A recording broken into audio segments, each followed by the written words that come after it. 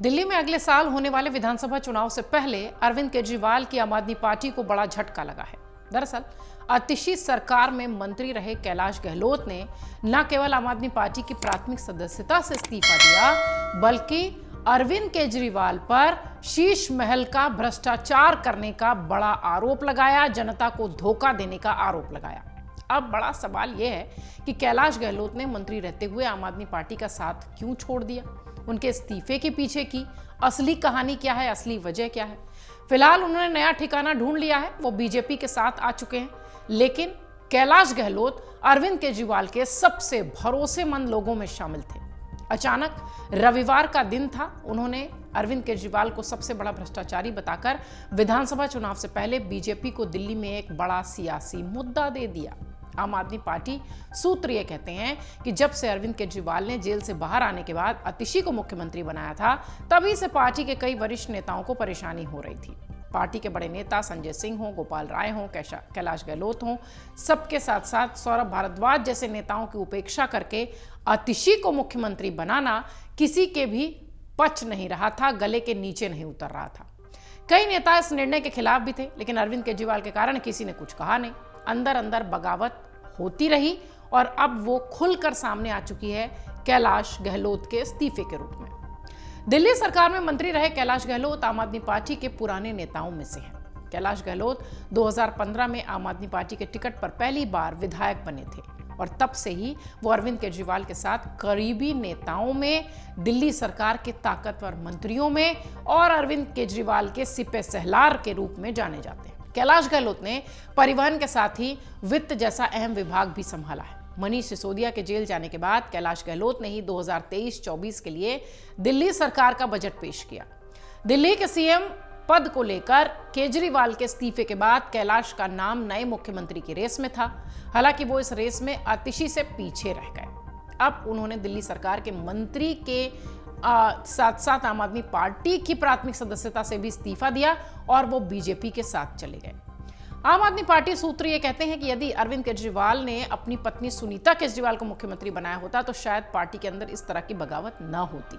हालांकि बीजेपी को इससे केजरीवाल पर हमला करने का एक मौका जरूर मिल जाता, लेकिन आतिशी को मुख्यमंत्री बनाए जाने के बाद कई नेताओं का धैर्य जवाब दे गया।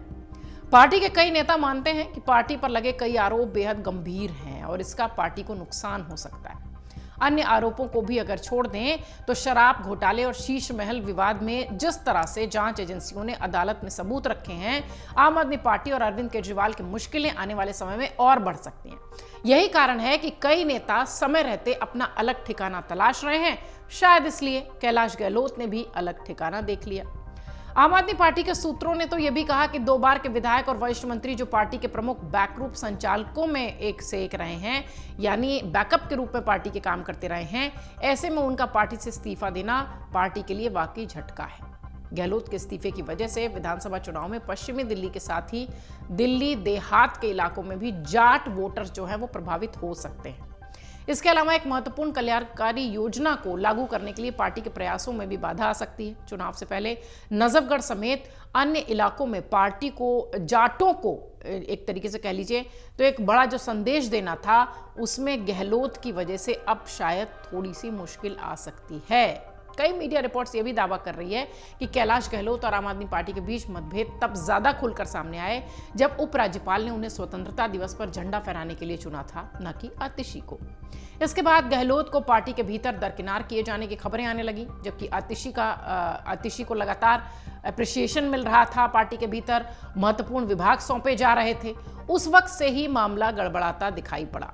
दावा तो यह भी है कि 2023 में पार्टी के शीर्ष नेतृत्व के साथ उनके संबंधों में खटास आने लगी थी, क्योंकि कैलाश गहलोत की तुलना में आतिशी को महत्व दिया गया, जो उस समय मनीष सिसोदिया और सत्येंद्र जैन के इस्तीफे के बाद दिल्ली कैबिनेट में दूसरे नंबर पर थे।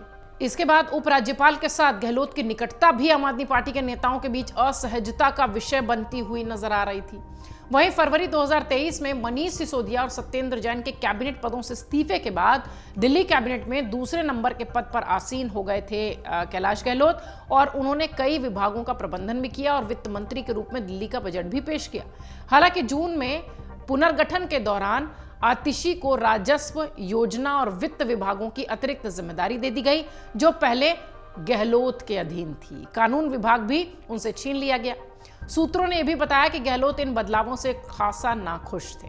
2 महीने पहले जब आतिशी ने सीएम की भूमिका संभाली तो मंत्रिमंडल में फेरबदल हुआ और गहलोत ने अपना मंत्री पद बरकरार रखते हुए खुद को अरविंद केजरीवाल का हनुमान घोषित कर दिया। माना यह भी गया कि केजरीवाल की हिरासत में रिहाई के आंतरिक संघर्षों को सुलझा लिया गया। हालांकि अपने कार्यकाल की तरह ही अपने आखिरी दिन सहित गहलोत ने अपना शांत स्वभाव बनाए रखा। वहीं पार्टी का यह कहना है कि उन्होंने बीजेपी के इशारे पर ईडी सीबीआई जांच के दबाव के कारण पार्टी छोड़ी है, जो कि आमतौर पर पार्टी छोड़ने वालों के लिए कहा जाता है। वहीं कैलाश गहलोत के आम आदमी पार्टी के छोड़ने के बाद बीजेपी भी अरविंद केजरीवाल पर हमलावर है। दिल्ली के प्रदेश अध्यक्ष वीरेंद्र सचदेवा कहते हैं कि आम आदमी पार्टी सरकार के भ्रष्टाचार को बीजेपी उजागर करती रही है और कैलाश गहलोत ने अपने त्यागपत्र में भी इस बात को उठाया है। इससे स्पष्ट है कि आम आदमी पार्टी सरकार के कई मंत्री और नेता परेशान हैं। उन्होंने प्रेस कॉन्फ्रेंस में कहा कि अरविंद केजरीवाल ने सत्ता में आने पर जो गाड़ी, बंगला और सुरक्षा नहीं लेने का वादा किया था वो सब उन्होंने ली। मुख्यमंत्री रहते हुए उन्होंने दिल्ली के विकास पर खर्च करने की जगह अपने सरकारी आवास पर करोड़ों रुपए खर्च किए। गहलोत ने अपने पत्र में इसे लेकर सवाल भी उठाए हैं। उन्होंने यमुना की सफाई को लेकर भी आम आदमी पार्टी के सरकार के मंत्रियों को और खुद पार्टी को कटघरे में खड़ा किया। वहीं बीजेपी के सांसद कमलजीत सहरावत कहते हैं कि कैलाश गहलोत और राजकुमार आनंद ने मंत्री पद पर रहते हुए आम आदमी पार्टी को छोड़ा।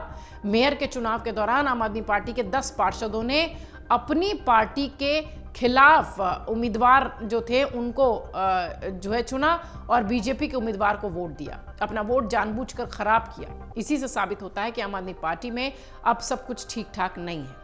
उन्होंने कहा कि आने वाले दिनों में जल्द ही आम आदमी पार्टी के कई और नेता पार्टी छोड़ेंगे और इस बार विधानसभा चुनाव में आम आदमी पार्टी और अरविंद केजरीवाल की करारी हार होगी और बीजेपी दिल्ली में सरकार बनाएगी। कैलाश गहलोत ने अपनी अंतरात्मा की आवाज पर केजरीवाल का साथ छोड़ा और कहा कि केजरीवाल ने यमुना साफ कर पाए, न ही दिल्ली को सही साफ सुथरा शासन दे पाए। इसी से समझ लेना चाहिए कि परिस्थितियां कितनी विकट हैं। दिल्ली में होने वाले विधानसभा चुनाव से ठीक पहले कैलाश गहलोत जैसे नेता का पार्टी छोड़ना, स्वाति मालीवाल जैसे नेता का लगातार तेवर दिखाना आम आदमी पार्टी के लिए बड़े झटकों से कम नहीं है। दरअसल विपक्षी जो बीजेपी है उसने भ्रष्टाचार के मसले पर आम आदमी पार्टी को लगातार घेरा है और भ्रष्टाचार की बुनियाद पर ही आम आदमी पार्टी का बतौर राजनीतिक दल सियासी सफर का आगाज हुआ था। और पार्टी छोड़ गए नेताओं का आरोप यह है, या स्वाति मालीवाल को देखिए, उन्होंने भी लगातार ये कहा कि भ्रष्टाचार पार्टी के भीतर है। इसलिए जो भ्रष्टाचार के खिलाफ तैयार हुई पार्टी लगातार इन आरोपों से घिरी हुई है। ऐसा लगता है कि ये वाकई में विपक्षी दलों के लिए एक बहुत बड़ी लाइन है, एक बड़ा मुद्दा है जिसमें कि आम आदमी पार्टी फंसती दिख रही है और उसकी मुसीबतें बढ़ती दिख रही हैं। अगर आप ये वीडियो YouTube पर देख रहे हैं तो हमारे चैनल को सब्सक्राइब कर बेल आइकन दबाएं और Facebook पर देख रहे हैं तो हमारे पेज को लाइक करें।